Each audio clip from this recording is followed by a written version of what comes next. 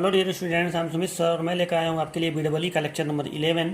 देखिए, पीडब्ल्यूई के लेक्चर्स में हम लोग यूनिट 4 कर रहे थे जिसका नाम था इलेक्ट्रोमैग्नेटिक इंडक्शन। ठीक है, और इस यूनिट का लगभग सारा काम हम लोग का हो गया। अब बस एक चीज़ बाकी है, दो हेडिंग और बाकी है। एक हेडिंग है एनर्जी स्टोर्ड इन इंडक्टर, ठीक है, और दूसरा हेडिंग बाकी है rise and DK of current in inductive circuit. तो इतना है आपका बाकी है। तो चलिए आज पहला हेडिंग हम लोग कर लेते हैं, एनर्जी स्टोर्ड इन इंडक्टर। इसका हिंदी हुआ प्रेरक में संचित ऊर्जा।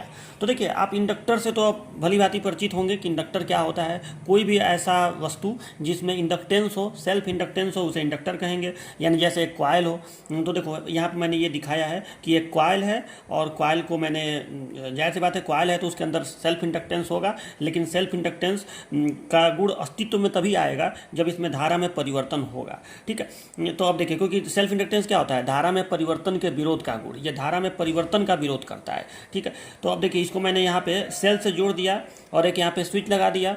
तो अब देखिए, अब जब इसमें करंट का प्रवाह होगा तो अच्छा, पहले एक चीज़ और सुन लीजिए कि इस कॉइल को मैंने एक अलग सर्किट से यहाँ पे दिखाया है। अब बात को समझने की कोशिश करिए कि कॉइल के अंदर, चूँकि कॉइल तारों का बना हुआ है, तो हर एक तार के अंदर, हर एक कंडक्टर के अंदर प्रतिरोध होता है। ठीक है, तो मैंने अब इसके अंदर दो गुण हैं। एक इसके अंदर प्रतिरोध है और एक इसके अंदर इंडक्टेंस है।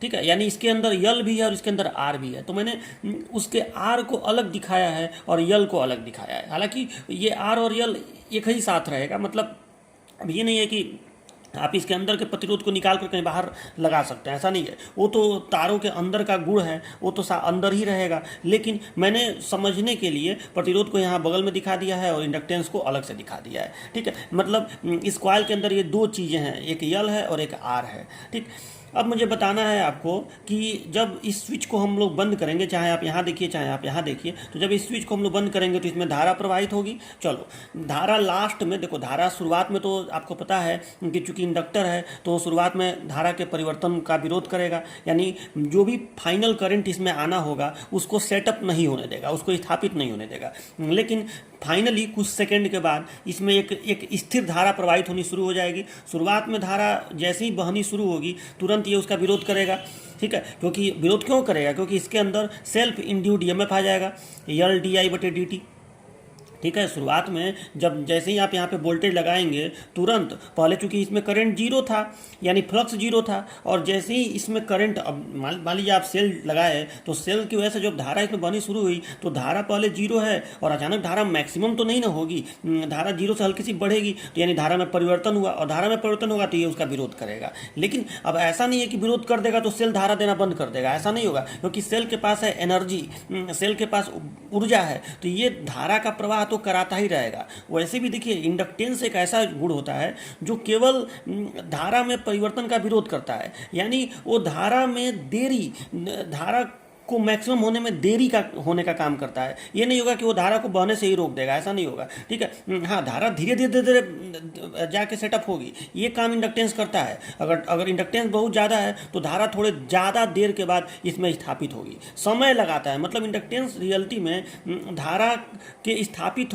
होने में देरी करवाता है। ठीक है, धारा का जो भी फाइनल मान बहना होगा उसमें देरी करवाता है। ठीक है, विरोध इस तरह से ये करता है, ये नहीं करता है कि विरोध करके धारा को रोक देगा। तो अब देखो, मान लो कि इसमें जब करंट फ्लो होना शुरू होगा तो जाहिर सी बात है इसमें सेल्फ इंड्यूड ईएमएफ आएगा, यल डी आई बटे डी टी, और ये जो सेल्फ इंड्यूड ईएमएफ है ये धारा में परिवर्तन का विरोध करेगा। लेकिन बैटरी ऊर्जा देती रहेगी, बैटरी का तो वही काम है कि प्लस से माइनस की ओर धारा का प्रवाह कराना। तो बैटरी जो ये विरोध करेगा उस पर विजय पाने के लिए या उसको ओवरकम करने के लिए, ठीक है, और ज़्यादा ये एनर्जी देगा।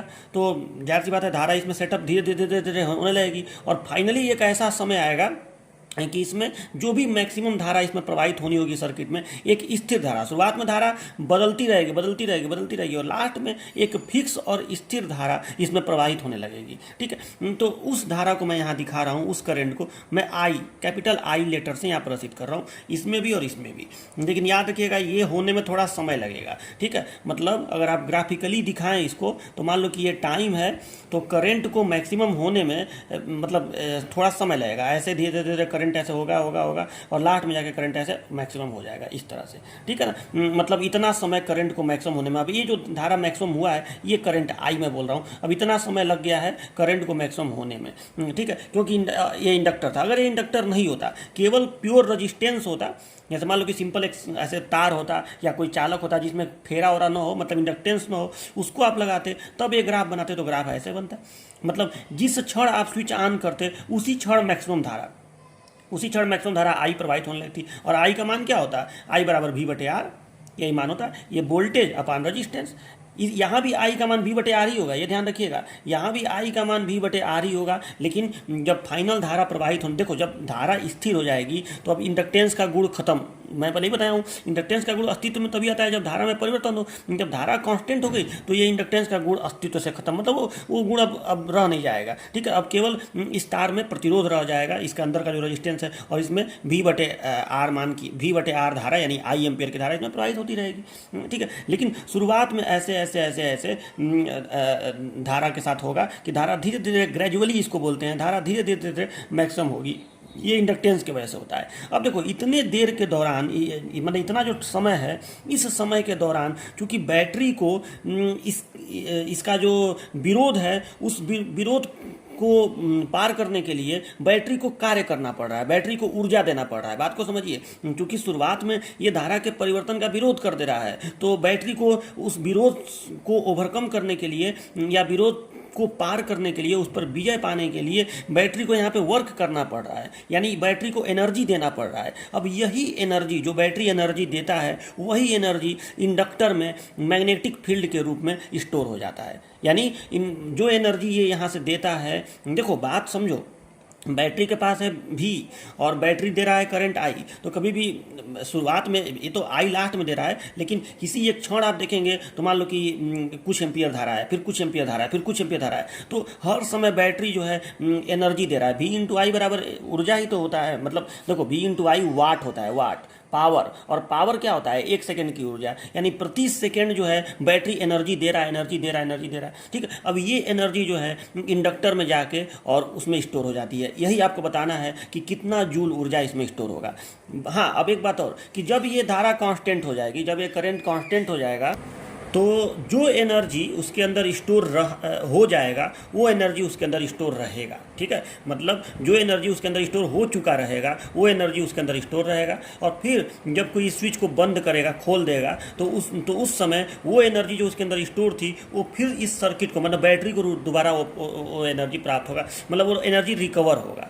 मतलब जो एनर्जी इसके अंदर स्टोर रहेगा शुरुआत के समय, वो एनर्जी बाद में ये वापस भी दे देगा, रिकवर उसको कर देगा, ठीक है। तो ये होता है आपका एनर्जी स्टोर्ड इन इंडक्टर। जबकि जो इसका जो रजिस्टिव पार्ट होता है, मतलब कॉइल का जो रजिस्टिव पार्ट होता है, वो हमेशा एनर्जी को उष्मा के रूप में व्यय करता रहता है, इसका एनर्जी रिकवर नहीं हो पाएगा। मतलब आप स्विच को ऑन करेंगे, करंट जाएगा, तो करंट जब जाएगा तो प्रति सेकेंड उष्मा के रूप में प्रतिरोध होता है, उष्मा के रूप में ऊर्जा का लॉस करता है। और ये प्रति सेकेंड कितना लॉस करेगा? आई स्क्वायर आर।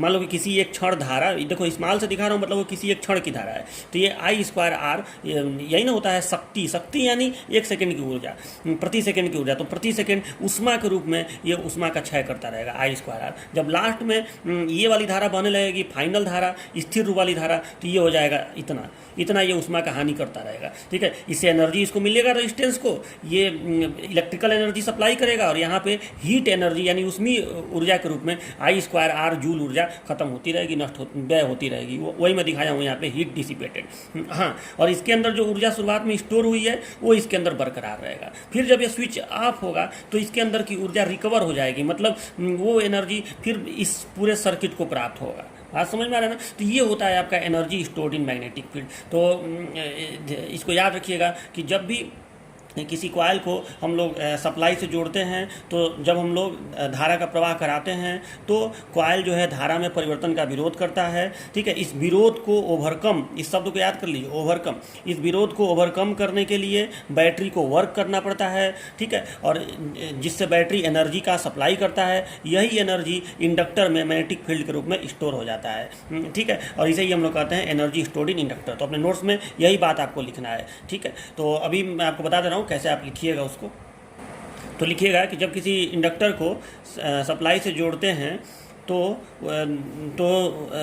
उसमें धारा का प्रवाह प्रारंभ होता है, जिससे वह इंडक्टर धारा में परिवर्तन का विरोध करता है। इस विरोध को ओवरकम करने के लिए बैटरी द्वारा एनर्जी का सप्लाई किया जाता है। यही एनर्जी इंडक्टर में स्टोर हो जाता है, जिसे एनर्जी स्टोर्ड इन इंडक्टर या प्रेरक में संचित ऊर्जा कहते हैं। चलो ये सब लिख दीजिएगा। अब देखिए, अब हमको जो एनर्जी इसके अंदर स्टोर होगा इंडक्टर के अंदर, उसका हमको फार्मूला डिराइव करना है कि हम कैसे निकालेंगे। मैं आपसे पूछ दूं कि हाँ एक इंडक्टर है जिसका सेल्फ इंडक्टेंस यल है, उसको V वोल्टेज से जोड़ दिया गया, तो आपको मैं पूछ दूं और फाइनल करंट उसमें मान लो I सेटअप हो रहा है, मतलब ये तो अंतिम स्थायी धारा है ना जो फाइनली बहेगी इस सर्किट में, ठीक है, धीरे धीरे बढ़ती जाएगी और फाइनली यही धारा बहेगी। तो जो ये अंतिम धारा है, फिक्स धारा, स्थायी धारा, ये मैं आपको बता दूँ तो आपको बताना है कि इसमें कितना जूल ऊर्जा स्टोर होगा, ठीक है। तो इसका आपको फार्मूला डिराइव करना है। तो देखिए कैसे इस फार्मूला को आप निकाल सकते हैं। तो इसके लिए हम लोग लिखेंगे कि लेट देखो ये तो फाइनल धारा है, फाइनल स्थायी धारा है, लेकिन मैं मान रहा हूँ कि किसी एक क्षण धारा जो है आई है, मतलब मान लो कि ग्राफ आप बनाएंगे करंट का तो ऐसे ग्राफ बनेगा इस तरह से। तो ये फाइनल धारा आई है, लेकिन किसी एक क्षण इस टाइम पे धारा मान लो स्मॉल आई है, ठीक है। किसी एक क्षण की धारा की मैं बात कर रहा हूँ, क्योंकि चूंकि इंडक्टर है तो धारा को जाहिर सी बात है धारा धीरे धीरे बढ़ते हुए ऐसे जाएगी, यानी धारा परिवर्तित होते हुए मैक्सिमम पे जाएगी और फिर जाके मैक्सिमम रूप से स्थिर हो जाएगी, ठीक है। तो किसी एक क्षण, मान लो कि किसी एक क्षण समय पर धारा जो है आई है, तो वही मैं बात में लिख रहा हूँ कि let at any instant current देखिए मैंने क्या लिखा है, let at any instant current in coil is I and it is increasing with the rate of di/dt। मतलब यहाँ पे जो करंट है ऐसे परिवर्तित होते हुए करंट जाएगा इंडक्टर की वजह से, और यहाँ पे धारा फिक्स रूप से हो जाएगा। तो मान लो कि किसी एक क्षण जो है धारा आई है, और चूंकि धारा में परिवर्तन हो रहा है ना, वृद्धि हो रहा है ना, मैं यहाँ पे देखो यहाँ पे वृद्धि होगा और जब स्विच ऑफ करेंगे तो धारा में कमी होगा, ठीक है। तो यहाँ पे तो वृद्धि हो रहा है, तो उस समय आपको अब मान लो कि धारा में वृद्धि की दर, मतलब अगर थोड़ी सी धारा थोड़े समय में बदल रही है तो उसका दोनों का आप भाग दे दीजिए, मतलब धारा में परिवर्तन का समय से भाग दे दीजिए, जितना देर में वो परिवर्तन हुआ है तो उसको कहेंगे धारा के परिवर्तन की दर di/dt। तो मान लीजिए कि धारा में जो वृद्धि की दर है, माने हर सेकंड मान लीजिए धारा इतना एम्पियर बढ़ती जा रही है और फाइनल धारा एक स्थापित हो जाएगी, तो उसी को di/dt कहा जाता है। तो मान लो कि धारा में परिवर्तन की दर अगर di/dt है, तो इसलिए जो सेल्फ इंड्यूस्ड ईएमएफ, जाहिर सी बात है अगर धारा में परिवर्तन हो रहा है तो इसके अक्रॉस सेल्फ इंड्यूस्ड ईएमएफ आएगा, और सच पूछो तो ये जो सेल्फ इंड्यूस्ड ईएमएफ है वही विरोध कर रहा है धारा को स्थापित होने का। फाइनल जो धारा आई स्थापित होएगी उसको स्थापित होने का विरोध कौन कर रहा है? Self induced EMF. और उसी सेल्फ इंड्यूस्ड ईएमएफ को ओवरकम करने के लिए बैटरी को एक्स्ट्रा एनर्जी देना पड़ेगा, और वही एनर्जी जो है यहाँ स्टोर हो जाएगा। यही तो आपको पता करना है। तो पहले ये बताइए, इसलिए सेल्फ इंड्यूस्ड ईएमएफ जो इसमें होगा, सेल्फ इंड्यूस्ड ईएमएफ कॉइल में जो होगा, सेल्फ इंड्यूस्ड ईएमएफ इंडक्टर कहिए या कॉइल कहिए, ये कितना होगा? E बराबर, तो इसका केवल मान की मैं बात कर रहा हूँ, तो E बराबर कितना होगा? LdI/dt। माइनस लगाने की जरूरत नहीं है, वो तो बस बताता है कि सेल्फ इंड्यूस्ड ईएमएफ जो है वो विरोध करता है, ठीक है। तो यहाँ पे मैं सेल्फ इंड्यूस्ड ईएमएफ का जो मान है वो LdI/dt होगा। माइनस तो बस बताता है कि धारा के परिवर्तन का विरोध करेगा, ठीक है। तो आपको केवल मैं यहाँ मैग्नीट्यूड की बात कर रहा हूँ, तो E बराबर हो जाएगा LdI/dt। इतना तो समझ में आया। अब देखिए, अब मान लीजिए कि अगर एक क्षणिक धारा आई किसी क्षण प्रवाहित हो रही है और उसमें परिवर्तन होता जा रहा है di/dt के हिसाब से, ठीक है, तो उसमें सेल्फ इंड्यूस्ड ईएमएफ इतना आया। तो जिस क्षण धारा आई थी, फिर ग्राफ एक बार देखिए कि जिस ऐसे धारा ऐसे बढ़ी, किसी एक क्षण धारा जो है आई है, ठीक है, किसी एक क्षणिक समय पर, तो जिस क्षण धारा आई है उस क्षण इंस्टेंटेनियस पावर, मतलब तात्क्षणिक शक्ति, इंस्टेंटेनियस माने तात्क्षणिक, उस क्षण मान लो कि हर सेकेंड ये कुछ जूल ऊर्जा दे रहा है, उस क्षण कितना जूल ऊर्जा ये बैटरी देगा, ठीक है। और एक सेकेंड की ऊर्जा को प्रति सेकेंड जितना ऊर्जा देगा उसी को हम लोग शक्ति कहते हैं, ठीक है। तो इंस्टेंटेनियस पावर कितना हो जाएगा? इसलिए instantaneous power instantaneous instantaneous power, ठीक है। और इस इंस्टेंटेनियस पावर को मैं स्मॉल पी से प्रदर्शित कर रहा हूँ, तो स्मॉल पी बराबर कितना हो जाएगा? तो शक्ति बराबर होता है, देखो आप लोग पावर का फॉर्मूला पढ़े हैं, P बराबर VI बराबर I²R, ठीक है, बराबर V²/R ये होता है। लेकिन ये दोनों फॉर्मूला तो केवल रजिस्टेंस के लिए प्रयोग किया जाता है। यहाँ पर रजिस्टेंस से तो अभी मतलब नहीं, हम इंडक्टर का संचित ऊर्जा में निकालना है। तो हम अब देखो इंडक्टर का वोल्टेज कितना है, इंडक्टर का वोल्टेज कितना है, इंडक्टर का वोल्टेज यानी उसका सेल्फ इंड्यूस्ड ईएमएफ, और उसमें धारा कितनी बह रही है किसी एक क्षण आई, तो इन दोनों का गुणा कर दो तो आपको पता चल जाएगा कि कितना शक्ति जो है इंडक्टर में जा रहा है, कितना शक्ति इंडक्टर कंज्यूम कर रहा है। यानी कहने का मतलब यह है कि कितना जूल, एक सेकंड में कितना जूल ऊर्जा बैटरी उसको दे रहा है, वही वो मतलब हुआ। ठीक है, तो इंस्टेंटेनियस पावर कितना हो जाएगा, तो ये हो गया E इंटू आई। ठीक है, तो दिस इम्प्लाइज P बराबर हो गया E इंटू आई, तो E की जगह पे ये रख दीजिए, तो L देखो यहाँ पे हो जाएगा L डी आई बटे डी टी इंटू आई, तो इसको मैं ऐसे लिख दे रहा हूँ L आई डी आई बटे डी टी, हो गया ना ये। चलो अब देखो, तो ये हो गया उसका पावर। ठीक है, किसी एक क्षण। ठीक है, अब मैं लिख रहा हूँ कि during small time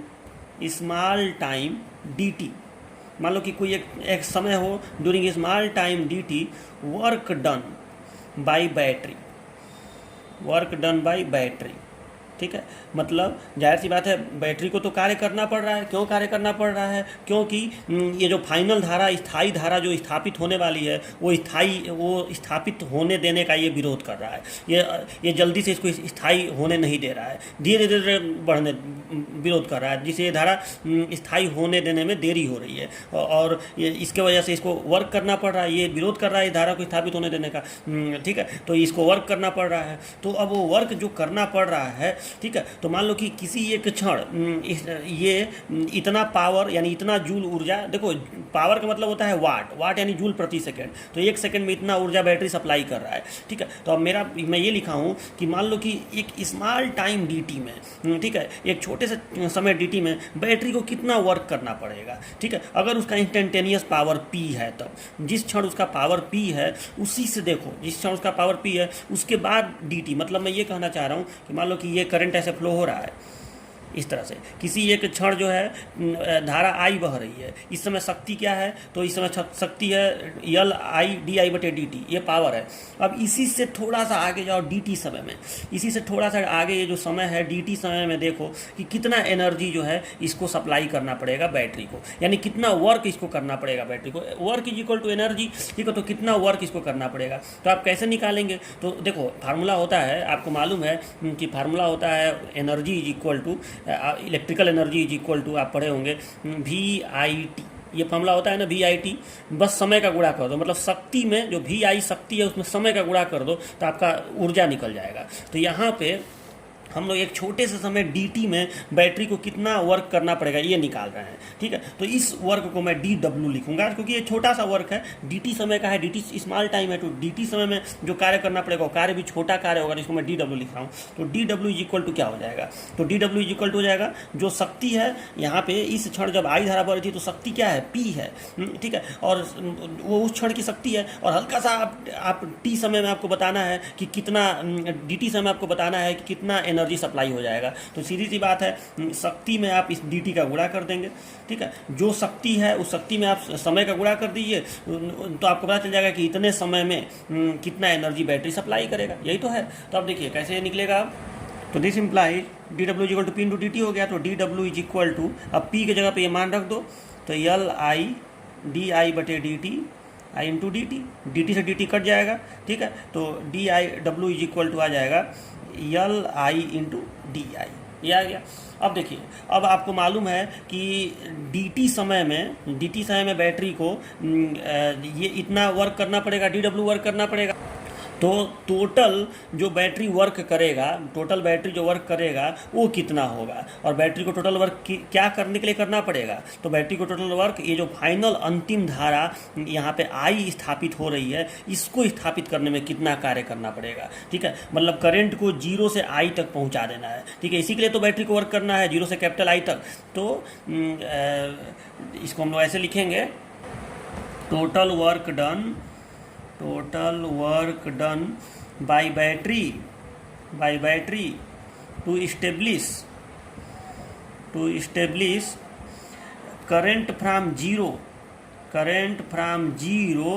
to I maximum current है। ठीक है, 0 से I तक मैक्सिमम करंट स्थापित करने में कितना वर्क करना पड़ेगा, और ये वर्क होगा, क्योंकि ये वर्क ज़्यादा वर्क होगा ये। ठीक है, ये तो टोटल मान लो कि यहाँ से यहाँ तक ऐसे यहाँ से यहाँ तक, यहाँ करंट जीरो है, यहाँ करंट आई है, तो टोटल इतना देर का आपका वर्क ये निकलने जा रहा है, ठीक है। यानी ये तो ज़्यादा वर्क होगा, ठीक है। dt समय का तो वर्क होगा नहीं, ये तो पूरा जितना देर करंट में वेरिएशन हो रहा है उतने देर का वर्क हो गया।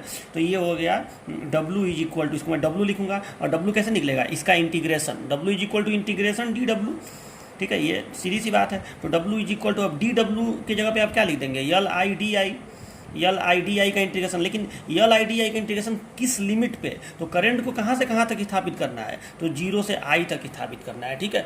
अब इसमें देखिए, इसमें ये जो यल है वो तो नियतांक है, बाहर आ जाएगा, तो ये हो गया L, और आई डी आई का इंटीग्रेशन होगा, तो I का इंटीग्रेशन होगा तो हो जाएगा I²/2, ठीक है। आई का डी आई का एस्पेक्ट में इंटीग्रेशन होगा तो I²/2 हो जाएगा, आप इंटीग्रेशन पढ़े होंगे। और यहाँ लिखा जाएगा लिमिट 0 से कैपिटल I, और जब आप इस लिमिट को यहाँ रखेंगे तो ये आ जाएगा कैपिटल I²/2, यानी ये हो गया हाफ, ठीक है। पहले ऐसे लिख दे रहा हूँ, ये हो गया LI²/2, ठीक है। तो इसी को हम लिखते हैं हाफ LI², थोड़ा सा ऐसे लिखते हैं हाफ LI², इतना जूल, ठीक है, इतना जूल, ठीक है। इसको आप चाहें तो ऐसे भी लिख सकते हैं, इतना जूल,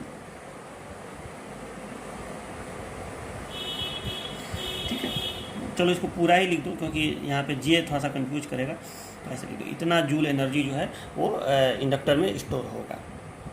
इस फार्मूला से आपको ये जानकारी मिल रही है कि जैसे यहाँ पे आपको ये जानकारी मिल रहा है कि अगर किसी इंडक्टर का इंडक्टेंस यल हो और फाइनल करंट जो इस इंडक्टर में सेटअप होगा, मान लो ये कॉइल देखो, असली में तो कॉइल ऐसा आपको दिखेगा, तो फाइनल जो करंट इसमें सेटअप होगा और इसका इंडक्टेंस क्या है, यल है, तो जो फाइनल करंट सेटअप होगा आप इस फार्मूले से यल इंटू फाइनल करंट का स्क्वायर आप बटे 2 कर देंगे, तो जूल में आंसर आ जाएगा कि कितना जूल एनर्जी इसके अंदर स्टोर हुआ है, ठीक है। और फिर जब आप स्विच ऑफ करेंगे, जब इस स्विच को ऑफ करेंगे तो यही स्टोर एनर्जी, देखो ये एनर्जी इसके अंदर स्टोर होकर बरकरार रहेगा, ठीक है। जब तक धारा ये सेटअप नहीं हो जाएगी तब तक बैटरी को वर्क करना पड़ेगा। उसके बाद जब ये धारा सेटअप हो जाएगी, कांस्टेंट वाली धारा, अंतिम धारा, स्थायी धारा, तो उसके बाद बैटरी को इसमें करंट स्थापित करने के लिए कोई कार्य नहीं करना पड़ेगा, क्योंकि अब वो विरोध करना बंद कर देगा। जब धारा स्थिर होगी तो उसमें न तो कोई सेल्फ इंड्यूस्ड ईएमएफ होगा, न तो धारा का विरोध करेगा। अब बैटरी को केवल इस जो इसके अंदर का रेजिस्टेंस है उसमें जो ऊर्जा उष्मा के रूप में जो हानि होगी उसी को कवर अप करने के लिए बैटरी को कार्य करना पड़ेगा, ठीक है। तो उसके बाद बैटरी उतना ही एनर्जी सप्लाई करेगा जिससे यहाँ का हीट डिसिपेशन हो, ठीक है। बाकी के लिए बैटरी आप मतलब इसके अंदर एनर्जी स्टोर रहेगा। और जब आप स्विच ऑफ करेंगे तो इसके अंदर का जो स्टोर्ड एनर्जी है वो स्विच ऑफ करेंगे तो बैटरी तो अब एनर्जी देना बंद कर देगा, तो अब इसके अंदर का जो स्टोर्ड एनर्जी है वो फिर रिकवर होने लगेगा। मतलब आप स्विच आप भले ही कर देंगे, कुछ समय तक धारा इसमें प्रवाहित होती रहेगी। वही ना होता है कि अगर आप जिस क्षण आप स्विच को ऑफ कर देंगे उसके बाद भी कुछ देर तक उसमें धारा का प्रवाह होता रहता है, ठीक है। मतलब इस तरह से, मतलब जब आप स्विच, मान लो ये धारा बह रही है, इंडक्टर वाली सर्किट है, तो जब अगर आप स्विच ऑफ भी कर देंगे तो भी धारा तुरंत, मान लो कि अगर प्योर रेजिस्टेंस होता तो धारा तुरंत जीरो हो जाती, लेकिन इसमें ऐसा नहीं होगा। धारा थोड़ी देर तक ऐसे बहती रहेगी और तब जाके ऐसे करंट जो है जीरो होगा। ये ऐसा होता है। तो मतलब अब ये जो एनर्जी, मतलब ये जो करंट यहाँ पे प्राप्त हो रहा है, ये आखिर कौन एनर्जी इसको दे रहा है? बैटरी तो नहीं दे रहा है उस समय, तो कौन एनर्जी दे रहा है? तो उस समय एनर्जी देता है कौन? इंडक्टर का जो स्टोर्ड एनर्जी होता है। मतलब ये जो स्टोर्ड एनर्जी होता है इंडक्टर का, ये रिकवर हो जाता है। तो शुरुआत में ये लेता है एनर्जी, स्टोर कर लेता है, और बाद में ये एनर्जी फिर दे देता है, ठीक है। तो ये आपका होता है उसका फार्मूला हाफ LI²। इसका डेरिवेशन तैयार रखिएगा, एग्जाम में आता है और इस पर न्यूमेरिकल भी आता है। उसमें पहले इसका 2 लाइन लिख के, जो मैं शुरुआत में बताया था वो लिख के, फिर ये सारा सर्किट बना के ऐसे पूरा लिख लीजिएगा, ठीक है। याद कर लीजिएगा, इंग्लिश में ही याद कर लीजिएगा, ठीक है। आप चाहें तो इसका ट्रांसलेशन करके हिंदी भी लिख सकते हैं, अगर बहुत ज़्यादा इंग्लिश में दिक्कत होगा तो। इसको तात्क्षणिक शक्ति बोलेंगे, इसको कॉइल में स्वप्रेरित ईएमएफ बोलेंगे, इसको लिखेंगे कि माना किसी क्षण कॉइल में धारा आई है तथा इस धारा में वृद्धि की दर DI/dt है, तो ऐसे आप कर लेंगे। एक स्मॉल समय dt के दौरान बैटरी द्वारा किया गया कार्य, ऐसे लिख लेंगे। हिंदी लिखने में कोई वो नहीं है। धारा का मान 0 से I होने पर बैटरी द्वारा किया गया कार्य, ऐसे लिख लेंगे यहाँ पे। तो हिंदी में भी आप चाहें तो इसको लिख सकते हैं। तो डेरिवेशन तैयार रखिएगा, ठीक है। ये सब फिगर वगैरह ये सब बनाने की जरूरत नहीं है, ठीक है। जब मैं आपको इस पर कुछ क्वेश्चन दे रहा हूँ जो आपको लगा के दिखाना है मुझे, तो देखिए एक क्वेश्चन यहाँ पे क्या लिखा हुआ है, इसको आप देखिए कि an inductor with 10 ohm resistance and 200 milli henry inductance is connected across 24 volt DC source. Calculate पहला एनर्जी स्टोर्ड इन इंडक्टेंस, दूसरा पावर डिसिपेटेड बाय रेजिस्टेंस, और तीसरा power dissipated by inductance. Hindi में सुन लीजिए इसका मतलब क्या हुआ। हिंदी में इसका मतलब हुआ कि एक इंडक्टर जिसका प्रतिरोध 10 ओम है और उसका इंडक्टेंस 200 मिली हेनरी है। मैं अभी आपको बताया हूँ ना कि कॉइल के अंदर दोनों चीज़ें होती हैं, एक होता है उसका रेजिस्टेंस और एक होता है उसका इंडक्टेंस। दोनों चीज़ें कॉइल के अंदर होती हैं। तो रेजिस्टेंस है कॉइल का 10 ओम और इंडक्टेंस है 200 मिली हेनरी, यानी R बराबर 10 और L बराबर 200 मिली हेनरी। इसको हेनरी बना लीजिएगा, 10⁻³ से गुणा करके हो गया। अच्छा, उसके बाद इसको 24 वोल्ट डीसी सोर्स से जोड़ा गया, मतलब V का मान 24 वोल्ट है। तो कह रहा है पहला कैलकुलेट करिए एनर्जी स्टोर्ड इन इंडक्टेंस, ठीक है, कितना एनर्जी इंडक्टर स्टोर करेगा। और ठीक है, तो पहला हो गया एनर्जी स्टोर्ड इन इंडक्टेंस माने प्रेरक में संचित ऊर्जा, दूसरा हो गया पावर डिसिपेटेड बाय रेजिस्टेंस यानी प्रतिरोध में क्षय शक्ति, और तीसरा हो गया पावर डिसिपेटेड बाय इंडक्टेंस यानी प्रेरक में क्षय शक्ति। ठीक है, तो ये आपका हिंदी में आप इसको क्वेश्चन कैसे लिख सकते हैं। अब देखिए, अब इसमें आपको बताना है कि पहला चीज़ आपको निकालना है, क्या निकालना है, एनर्जी स्टोर्ड इन इंडक्टर। तो सूत्र क्या होता है, E बराबर जो देखो W जो होता है, W बराबर हाफ एल आई स्क्वायर, वही एनर्जी स्टोर्ड इन इंडक्टर होता है। तो W बराबर होता है हाफ एल आई स्क्वायर। तो L का मान तो यहाँ दे दिया है, हेनरी बना लीजिएगा। I का मान निकाल लीजिए। I का मान कैसे निकलेगा, V/R। मैं भी बताया हूँ ना कि जो फाइनल धारा प्रवाहित होती है, फाइनल धारा वो V/R होती है। समझ में आ रहा है ना। मान लो कि जब फाइनल जो धारा, मान लो यहाँ कॉइल है और फिर रेजिस्टेंस है, तो V वोल्ट अगर लगाया गया है तो फाइनल जो धारा उस सर्किट में बहेगी वो I बराबर कितना होगा, V/R यानी 24/10। ठीक है, तो आप यहाँ पे आपका I निकल गया, L आपका दिया ही हुआ है, तो इससे आपका निकल जाएगा एनर्जी डिसिपेटेड। इस क्वेश्चन को करके एनर्जी स्टोर्ड, इस क्वेश्चन का करके मुझे आंसर बताएगा। अब पावर डिसिपेटेड बाई रेजिस्टेंस कह रहा है, तो I²R, ठीक है, आई निकल चुका है, कैपिटल I²R, R यहाँ पे दिया हुआ है, तो पावर डिसिपेटेड बाय रेजिस्टेंस हो गया। और फिर पावर डिसिपेटेड बाय इंडक्टेंस कितना होगा, तो सीधी सी बात है 0 होगा, क्योंकि इंडक्टर जितना एनर्जी लेता है, पावर माने एनर्जी 1 सेकंड का, तो जितना एनर्जी लेता है उतना एनर्जी बाद में दे देता है। तो ये कोई पावर डिसिपेशन नहीं करता है। पावर डिसिपेशन केवल वो करेंगे जो एनर्जी केवल खाएंगे, खपत करेंगे, तो ये इसका पावर डिसिपेशन 0 होगा। ठीक है, तो ये तीनों का आप मुझे करके आंसर बताइएगा। तीसरा तो मैं बता ही दिया, बाकी दोनों का बताइएगा आप मुझे। ठीक है, क्वेश्चन देखिए, एक current of 20 milli ampere is pass through a coil of self inductance 500 milli henry. Find the magnetic energy stored if the current find the magnetic energy stored if the current is half, find the new value of energy stored and the energy released back to the electrical circuit। Hindi में बता दे रहा हूँ इसका क्या हुआ। हिंदी हुआ कि यदि किसी कॉइल का सेल्फ इंडक्टेंस 500 मिली हेनरी हो और उसमें 20 मिली एम्पियर का करंट प्रवाहित हो रहा हो, तो उसमें संचित ऊर्जा ज्ञात कीजिए। यदि करंट को आधा कर दिया जाए, हाफ का मतलब आधा, यदि करंट को आधा कर दिया जाए तो उसमें नई संचित ऊर्जा का मान ज्ञात कीजिए तथा इलेक्ट्रिकल सर्किट को वापस की गई ऊर्जा का मान बताइए। ठीक है, ये इसका हिंदी हुआ। अब आप इसको कैसे सॉल्व करेंगे, तो देखिए, सबसे पहले तो आप इसमें ये समझिए कि आपको कॉइल का सेल्फ इंडक्टेंस दे दिया है, ठीक है, यानी 500 मिली हेनरी उसका सेल्फ इंडक्टेंस यानी यल दे दिया है। आर की चर्चा इसमें आपको नहीं करना है। जब आर नहीं दिया है तो आर को नगण्य मानिए। वैसे भी एक सिंपल कॉइल अगर अच्छे तार का बनाया जाए तो उसमें आर बहुत कम होता है, तो इसमें आर से आपको मतलब नहीं है, तो केवल कॉइल में सेल्फ इंडक्टेंस है यल।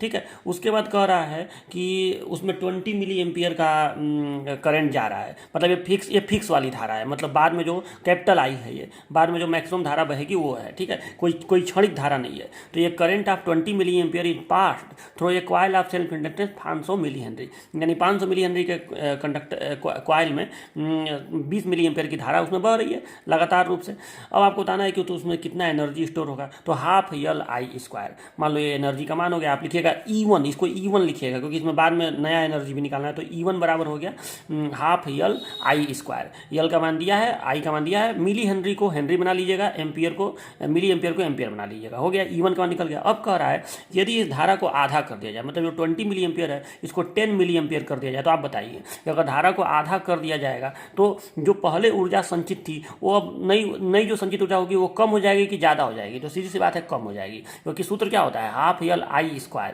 तो आई का मान कम हो गया तो ऊर्जा भी जाहिर सी बात है कम हो जाएगी। तो यहाँ पे आप 20 मिली एम्पियर को कम कर दिए, 10 मिली एम्पियर कर दिए, तो आप E2 निकाल लीजिए कि E2 बराबर कितना हो जाएगा, हाफ यल आई स्क्वायर फिर से लगेगा, यल का मान तो वही पुराना वाला इस्तेमाल होगा लेकिन आई की जगह पे 10 इस्तेमाल होगा।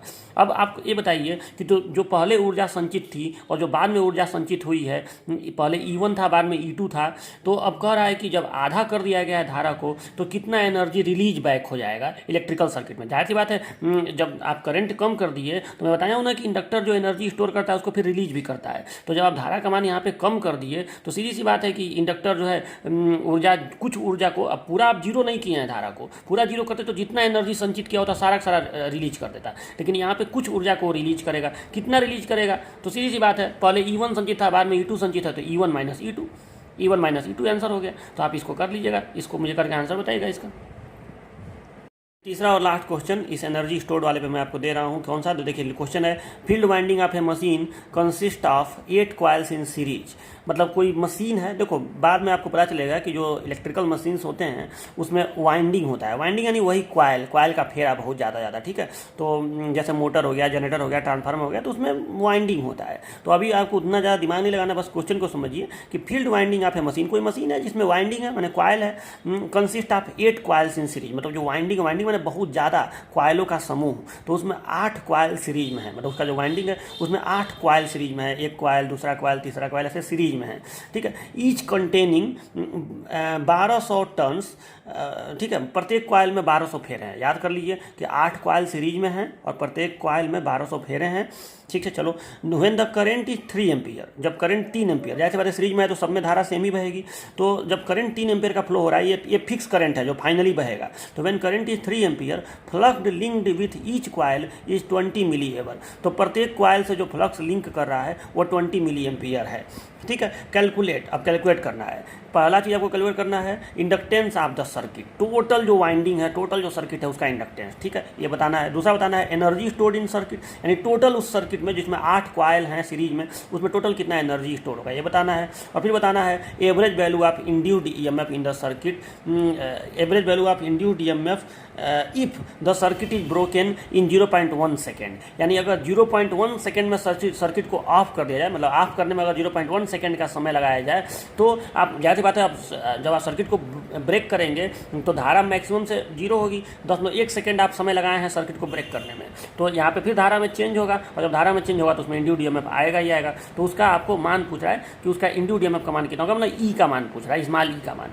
तो कैसे इसको हल करेंगे, तो सबसे पहले देखिए, अच्छा हिंदी तो बता ही दिया, फिर से एक बार पूरा हिंदी बोल दे रहा हूँ कि एक मशीन के फील्ड वाइंडिंग में 8 कॉइल श्रेणी में जुड़े हैं, प्रत्येक कॉइल में फेरों की संख्या 1200 है। जब 3 एम्पियर का करंट प्रवाहित होता है तो प्रत्येक कॉइल में ग्रंथित फ्लक्स 20 मिली एम्पियर है। गणना कीजिए इन सर्किट का प्रेरकत्व, सर्किट में संचित ऊर्जा, और सर्किट में यदि सर्किट को 10.1 सेकेंड में ऑफ किया जाए तो उसमें प्रेरित स्वप्रेरित ईएमएफ, ये आपको बताना है। तो देखो अब इसका सॉल्यूशन कैसे करेंगे, तो सबसे पहले क्या करेंगे आप लोग कि सबसे पहले आप एक कॉइल का सेल्फ इंडक्टेंस निकाल लीजिए। कैसे, तो फार्मूला होता है L is equal to N phi बटे आई, ये फार्मूला सुने हैं ना, L is equal to N phi बटे आई, ठीक है। N क्या हो जाएगा 1200, एक कॉइल में 1200 फेरे हैं, फाई क्या हो जाएगा, तो प्रत्येक कॉइल में 20 मिली वेबर, इसको वेबर बना लीजिएगा, तो N फाई बटे आई, और प्रत्येक में धारा कितनी बह रही है 3 एम्पियर, तो N फाई बटे आई करके आप L का मान निकाल लीजिएगा, ठीक है। ये एक तरह से L1 हो गया, L2 हो गया, L3 हो गया, मतलब इसको आप L ही लिखिएगा। फिर लिखिएगा कि टोटल इंडक्टेंस, तो टोटल इंडक्टेंस उसको आप 9 तो L T लिख दीजिएगा, L T, ये सफिक्स लगा दीजिएगा, L के नीचे छोटा सा T लिख दीजिएगा, तो total inductance L T is equal to हो जाएगा 8 इंटू L, समझ रहे ना, 8 इंटू L हो जाएगा। जाहिर सी बात है L1 plus L2 plus L3 सब बराबर ही तो है, तो यहाँ पे 8 गुना हो जाएगा, जुड़ता है ना सीरीज में इंडक्टेंस, तो ये 8 इंटू L कर दीजिएगा। चलो टोटल इंडक्टेंस तो पहला तो सॉल्व हो गया, total inductance of the circuit. दूसरा energy stored in the circuit, तो हाफ L T मतलब जो टोटल इंडक्टेंस आप निकालने वाला, तो हाफ L T आई स्क्वायर की जगह पे 3 एम्पियर, 3 का वर्ग कर दीजिएगा, तो ये हो गया। और तीसरा चीज़ पूछ रहा है average value of induced EMF if circuit is broken in 0.1 second, तो E इज इक्वल टू क्या होता है, तो E इज इक्वल टू एक फार्मूला होता है LDI बटे DT, माइनस छोड़िए केवल मान पूछ रहा है, तो ये E is equal to LDI बटे DT, ठीक है। तो डी आई के जगह पे आप 3 लिखेंगे, क्योंकि जब सर्किट आप ब्रेक करेंगे तो धारा 3 से 0 होगी कि नहीं, तो डी आई का मान, धारा का परिवर्तन 3 ही रहेगा, तो डी आई की जगह पे 3 हो गया। एल के जगह पे एल टी वाला प्रयोग करिएगा जो टोटल इंडक्टेंस होगा, तो E is equal to L T, मतलब E is equal to L T, D I की जगह पे 3 प्रयोग करिएगा और डी टी की जगह पे 10/1, तो हो गया, सॉल्व हो जाएगा आपका, बोल्ट में आंसर आ जाएगा। ठीक है, तो ये सारा चीज़ आप करके मुझे आंसर बताइएगा। ठीक है, यल का आंसर हेनरी में रहेगा। ठीक है, अब इस चैप्टर का लास्ट हेडिंग है rise and DK of current in inductive circuit. ठीक है, हल्का सा हेडिंग बच्चों को थोड़ा सा टफ लगता है, लेकिन है आसानी, बहुत ज़्यादा टफ नहीं है। देखो इसमें करना क्या है ना हमें, कि मान लो कि एक इंडक्टर है इस तरह से, ठीक है, तो इंडक्टर को जब हम लोग बैटरी से जोड़ते हैं और जब स्विच ऑन करते हैं तो जाहिर सी बात है, आपको ये तो मालूम है ना कि इतना तो आपको समझ में आ ही गया है कि धारा जो है अचानक उसमें मैक्सिमम नहीं हो जाती है, धारा धीरे धीरे बढ़ती है। ठीक है, यानी ग्रेजुअली धारा में वृद्धि होती है, और जब आप स्विच ऑफ करते हैं तो धारा तुरंत खत्म नहीं हो जाती है, धारा धीरे धीरे कम होती है। जबकि अगर प्योर रेजिस्टेंस हो, आप इस बात को हमेशा याद रखिए, अगर प्योर रेजिस्टेंस हो तो रेजिस्टेंस में जैसे ही आप स्विच ऑन करेंगे धारा मैक्सिमम, जैसे ही स्विच ऑफ करेंगे धारा 0। लेकिन इंडक्टर अगर है तो जैसे ही स्विच ऑन करेंगे धारा को मैक्सिमम होने में थोड़ा समय लगेगा, फिर मैक्सिमम होगी, और जब स्विच ऑफ करेंगे तो धारा को 0 होने में भी थोड़ा समय लगेगा, और फिर धारा ऐसे 0 होगी। मतलब इतना समय ये धारा बढ़ने में, यानी राइज होने में धारा को समय लग रहा है, ये करंट का राइज कहलाएगा, और इतना समय करंट का डीके, डाउन होना। ठीक है, तो इतना समय जो है करंट को डाउन होने में लग रहा है, 0 होने में लग रहा है, केवल इंडक्टर की वजह से। जबकि प्योर रेजिस्टेंस में ऐसा कुछ नहीं है, जिस क्षण आप स्विच ऑफ कर रहे हैं, यानी बैटरी को डिस्कनेक्ट कर रहे हैं, उसी क्षण धारा 0 हो जा रही है, जिस क्षण आप बैटरी को कनेक्ट कर रहे हैं उसी क्षण धारा मैक्सिमम हो जा रही है। जो भी धारा बहनी है I बराबर V/R, वो बहने लग रही है, जबकि इसमें भी I बराबर V/R बह रहा है, ऐसा नहीं है, लेकिन उस मैक्सिमम धारा को होने में समय लग रहा है। तो अब आपको इस हेडिंग में ये करना है कि आपको पता करना है कि कितना समय मैक्सिमम होने में लगेगा, उस समय को पता करना है, और साथ ही साथ आपको ये भी पता करना है कि ये जो ग्राफ बनेगा, मतलब धारा बढ़ने में जो समय लगेगा, वो ग्राफ किस नेचर का होगा। देखो इंजीनियरिंग में आपको ये सब बातें पता करनी पड़ेंगी। हो सकता है कि क्या वो ग्राफ ऐसे लीनियरली बढ़ेगा इस तरह से, या लीनियरली ऐसे डाउन होगा, जब स्विच ऑफ किया जाएगा तो क्या लीनियरली, मतलब एकदम रेखा के रूप में धारा बढ़ेगी, मतलब जिस हिसाब से समय बढ़ेगा, रेखा का रूप होने का मतलब क्या होगा कि समय और इसका अनुपात एक समान है, मतलब जिस हिसाब से समय बढ़ रहा है उसी हिसाब से धारा भी बढ़ रही है। क्या ये लीनियरली बढ़ेगा कि ये ऐसे बढ़ेगा, ये भी तो बढ़ोतरी कहलाता है, ये भी ग्राफ तो बढ़ोतरी ही कहलाता है, इसको एक्सपोनेंशियल कहेंगे, एक्सपोनेंशियल कर्व है ये। तो क्या धारा ऐसे बढ़ेगा, बढ़ने का बढ़ोतरी तो 50 तरह से हो सकता है, तो आखिर ये बढ़ोतरी किस तरह से होगा, ये आपको मैंने आपको इसका एग्जैक्ट ग्राफ पता करना है कि इसका ग्राफ कैसे बनेगा, बढ़ोतरी वाले का और घटोतरी वाले का। घटोतरी लीनियरली भी हो सकता है और घटोतरी ऐसे भी तो हो सकता है, जैसे करंट फ्लो हो रहा है और ऐसे भी तो घट सकता है करंट, तो कैसे डाउन होगा ये आपको पता करना है। मतलब इसका इक्वेशन बनाना है, यहाँ से यहाँ तक का जो करंट बढ़ रहा है इतने दूर का समीकरण क्या होगा। ठीक है, जाहिर सी बात है, जब दो राशियाँ हैं यहाँ पे टाइम है और यहाँ पे करंट है, तो आपको आई का मान इस टी के पदों में बताना है। ठीक है, मतलब आपको इतने दूर का ये जो वक्र बन रहा है इसका समीकरण बना देना है। ठीक है, उसी से आपको पता चल जाएगा कि ये ग्राफ किस नेचर का होगा। ठीक है, अगर ये ग्राफ लीनियरली आएगा तो आई बराबर कुछ टी ऐसे आएगा, टी पे 1 घात आना चाहिए। ठीक है, तो इस तरह से आपको धीरे धीरे सब बात पता चलेगा, लेकिन अभी आप देखिएगा। तो एक काम करते हैं, इसको हम नेक्स्ट टर्न पे आपको बताएंगे कि ये क्या होता है। यही लास्ट हेडिंग है। ठीक है।